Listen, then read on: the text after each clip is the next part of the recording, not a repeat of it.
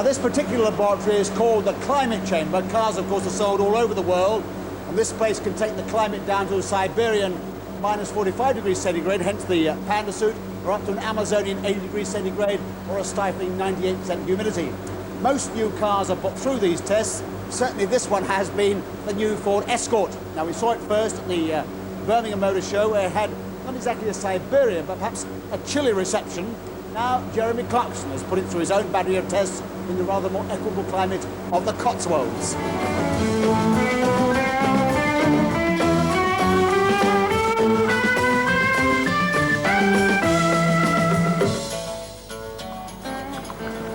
For 8 of the last 9 years, the Ford Escort has been the world's best-selling car. Indeed, 1 in 8 new cars sold in Britain is either an Escort or the booted version, the Orion. It's never been the most exciting car in the world, but it's always been well-priced, cheap to run, and blessed with a sort of robust quality.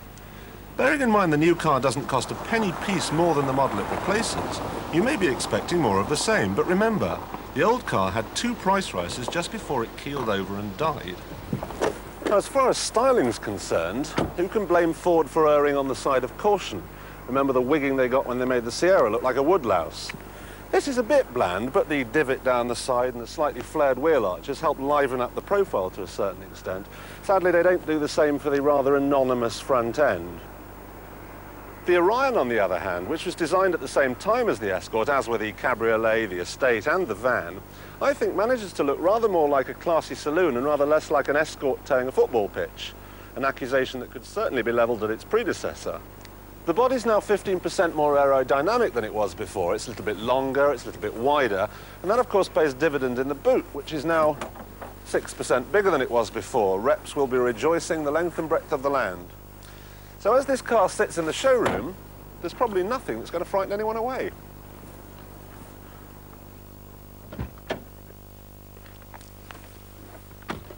And no one's going to be very frightened by what they find in here either. It all seems to be very well made. The dashboard's a model of common sense and clarity. Seats appear to be comfortable enough.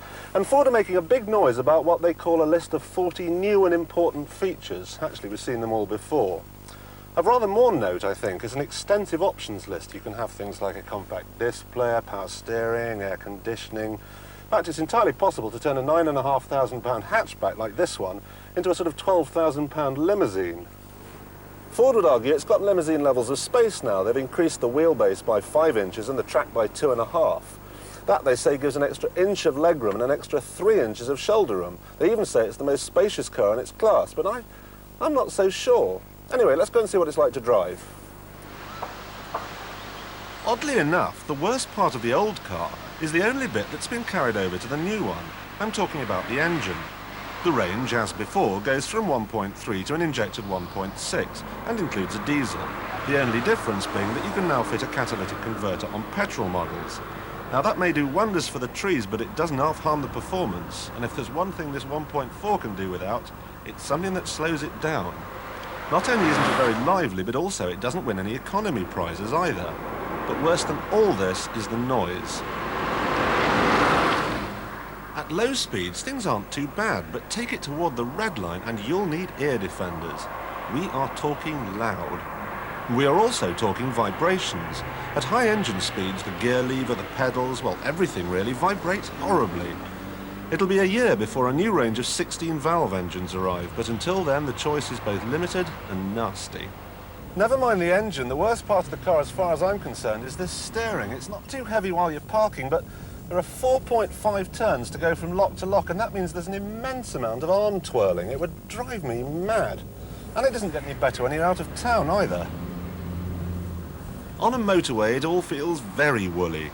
You need to make endless corrections even in a straight line. And when you're going through the bendy bits, you can't even expect fingertip lightness. Taking this car down a twisty road is like doing a workout in the gym, only the car is noisier.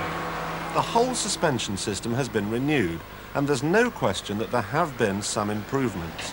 The ride, especially at low speed on bad surfaces, is much improved, and even at high speed it doesn't float about too much. The price you pay is too much roll while cornering, even though Ford were forced to fit a front anti-roll bar to this model just weeks after it was launched. All in all, it's not much fun to drive. It's almost as though this car has been designed exclusively for British fleet managers.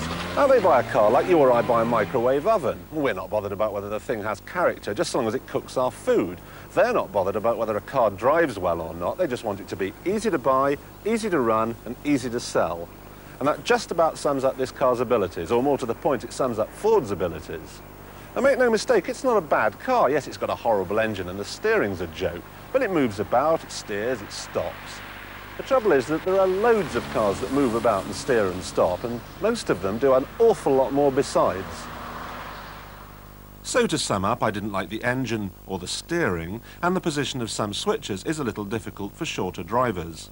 But to counter that, it's a more modern shape, there are some good options, and the boot's big.